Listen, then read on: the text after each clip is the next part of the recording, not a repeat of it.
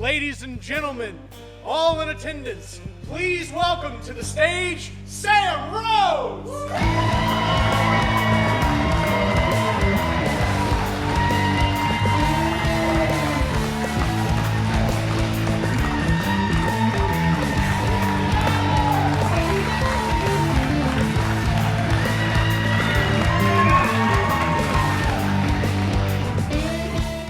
It's terrible. It's beautiful being in America, but it's also terrible because while I've been here, I've gotten so large, that the T-shirt with a shirt over the top is now no longer a fashion choice.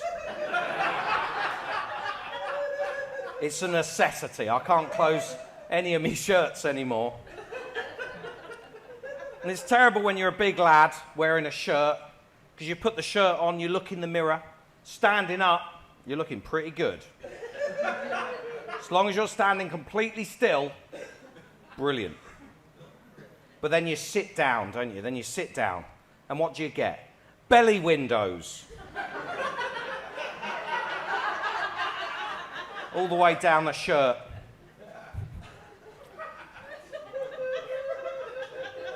Looks like a high-rise building full of Chewbaccas.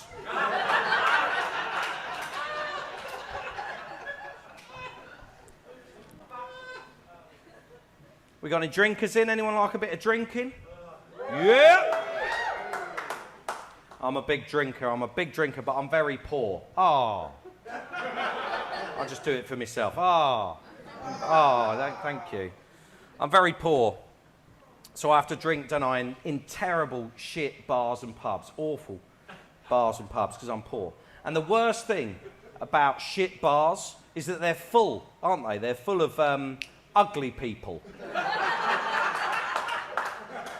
Just front to back uggos at the shit bar. Because people with a bit of money, they can afford to dress up, go to a nice bar, do you know what I mean? There's a man in my local bar, right? And he's only got one eye. Ugh. It's horrible, right? He's always looking at you, yeah? He's only got one eye, but instead of wearing an eye patch or a hat, you know, covering it up, yeah? He just puts a load of cotton wool in the eye hole, and it's all yellow and gooey and horrible. And he's always looking at you while you're trying to drink, right? Horrible.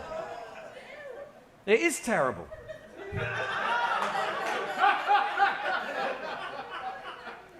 All before the lockdown, he was there every day looking at me, right?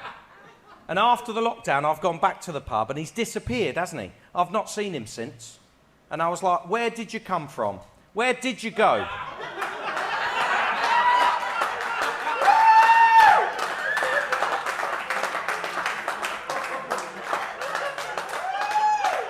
Where did you come from, Cotton Eye Joe? He's disappeared, hasn't he? He's gone.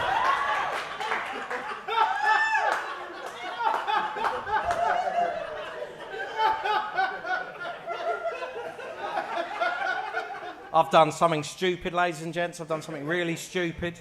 I am 36 years old, and I have started smoking. That's dumb, isn't it? It's really dumb. And all my friends say to me, Sam, don't smoke. Smoking's bad for you. It's going to kill you, right? What none of your friends ever tell you, right, is that smoking is fucking magnificent. It's the best. Smoking is brilliant. If there's any young people here today, I advise you all to start straight away.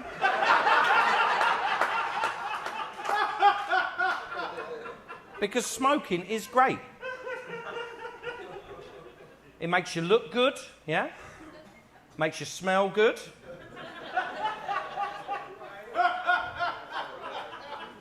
It tastes good once you've burnt your taste buds off enough that you can no longer taste it. You know, it's great. Smoking's great. And I've waited 20 years to start smoking, and this has made me think, hasn't it? What else am I missing out on?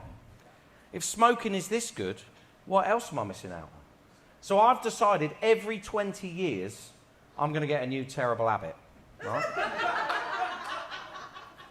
So 36, smoking. 56, I'm going to get into the rave drugs.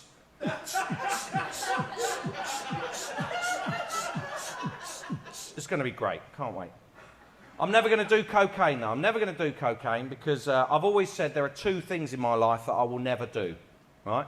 Cocaine and World of Warcraft. Because I know if I start, I'm just never getting out. Do you know what I mean? Never going to do it. So 56 rave drugs, and then at 76, I'm really going to take the plunge, and I'm going to get into that heroin. Because if smoking is this good, just imagine how good heroin is. I'm going to be the coolest granddad, aren't I, at the old people's home. My grandkids are going to come for a visit. They're going to go, oh, where's Grandad Sam? And the woman who works at the old people's home will go, we don't know, we've not seen him in about 10 days.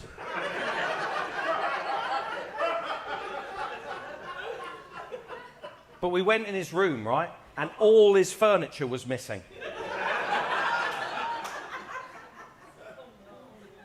Because I've sold it for drugs, haven't I? Sold it for drugs. Heroin must be amazing. I'll tell you how good heroin is, ladies and gents. Heroin is better, isn't it, than having a house or having teeth. Sir here, gentleman here. Have you ever paid for sex?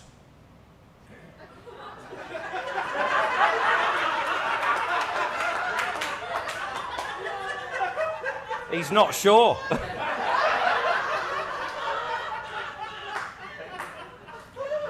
I'm very, very happy to tell you, ladies and gents, I have never once paid for sex. That's right. Yeah, thank you. You can applaud. But that did upset a lot of the prostitutes.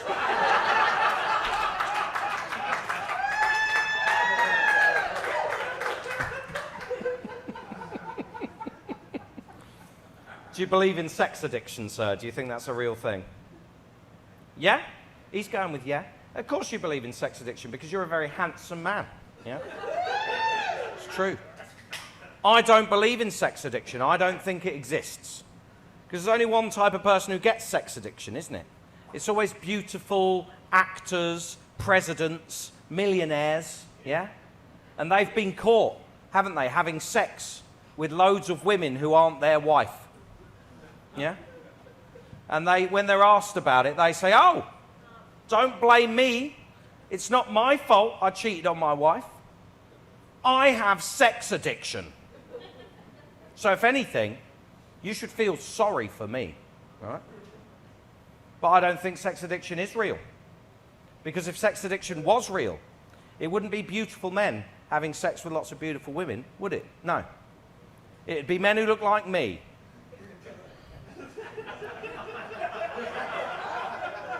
Fucking the trash bags outside of their house.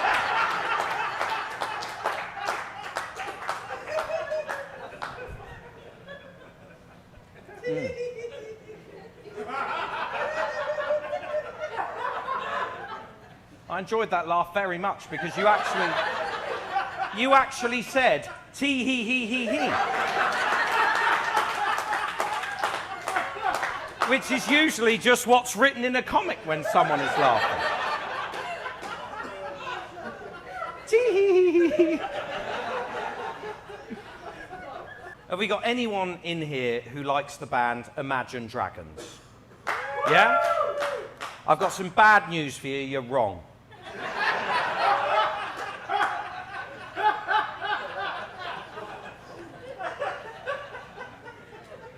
Imagine Dragons are the worst thing ever to happen to music. I hate Imagine Dragons. They're awful. And I'm going to tell you for why, right? You know, sometimes you go to an art gallery, like a modern art gallery, and there's a blank canvas on the wall. And you say to yourself, it must be art because it's in the art gallery, yeah? Imagine Dragons is the musical equivalent of that. It must be music because it's on the radio. But Imagine Dragons is the first band in human history to make an entire set of music that contains no music. And to prove this, I'm going to make an Imagine Dragons song for you right now.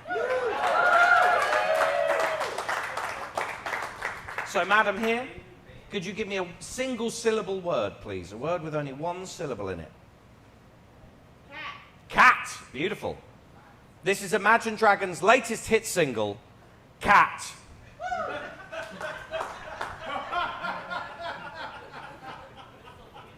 So you start off with a drum beat. Now the drum beat has to be unbelievably simple. Once the drums are in, they never go away, they never change, right? It's like a grade 2 piece, maybe.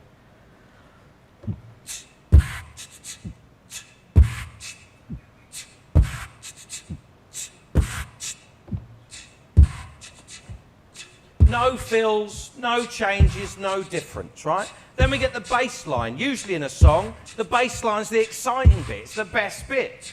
Imagine Dragons don't want to overexcite you, right? So they only allow 2 notes in the bass.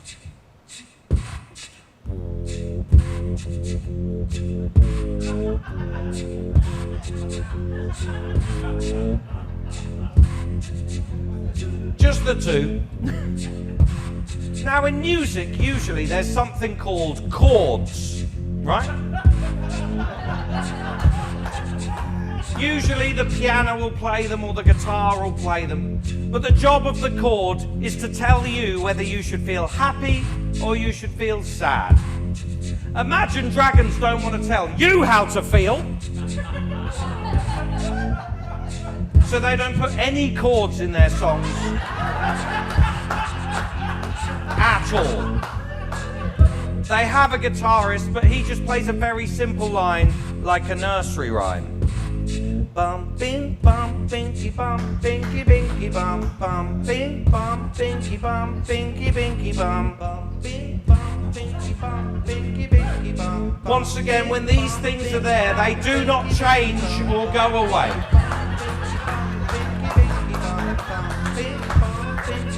They're not different in the verse or the chorus, they just go all the way through. Then you sing, don't you? Because songs have to have singing. But Imagine Dragons sing about nothing. And they do it in the whitest, rappest possible way. White rap all the way through, right? It's terrible. First things first, it's the verse, it's the same as the guitar part. Then you do the second bit of the verse, then you go a bit down and up, so people can get it in their brain. Then you go to the second bit of the verse, it is the same as the first bit of the verse. Then we start to get ready to go to the chorus, and the chorus is just one word, cat. Yes, the song is called Cat, it's cat. Just say one word, then you can cat. Everybody knows what the song is called, cat. Then it's very easy to find on iTunes.